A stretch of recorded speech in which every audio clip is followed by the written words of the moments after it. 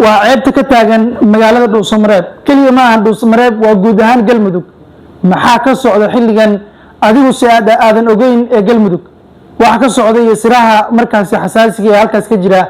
ayaan halkan kaga roogi doonaa ee daawada soo dhawo muuqaalkan like sarsiina shargare si xogtani dad badan ay u gaarto guud ahaan Galmudug iyo deegaanada maamulkaasi waxa looga dareerayaa doorashada maamulkaasi oo halkaas ay ku baratamayaan axzaab kala duwan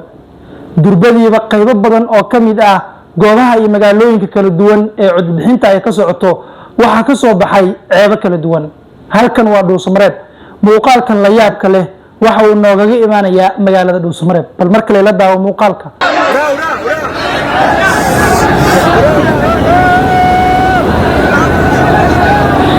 ninkan idin muuqda ee sidaas loola dirirayo loola dagaalamayo waxa sidaas ula dagaalamana ay yihiin boliiskii goobtaasi codbixinta joogay waa Dhuusamareeb ninkan waa codbixiye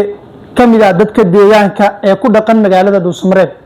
waxa uu wataa kaarkiisii codbixinta waxa uu rabaa in uu ku ciirbaxo codkiisa doorto cidda uu doonayo balse waxa lagu dagaalamay ayaa waxa ay tahay in uu u codeeyo xisbiga JSB sidoo kale waxa hore u jirtay dhowr qof oo kale oo muuqaalo markaas laga soo duubay kuwaasi oo si weyn baraha bulshada u qabsaday isla markaana lagu qasbay inay doortaan oo ay codkooda siiyaan JSB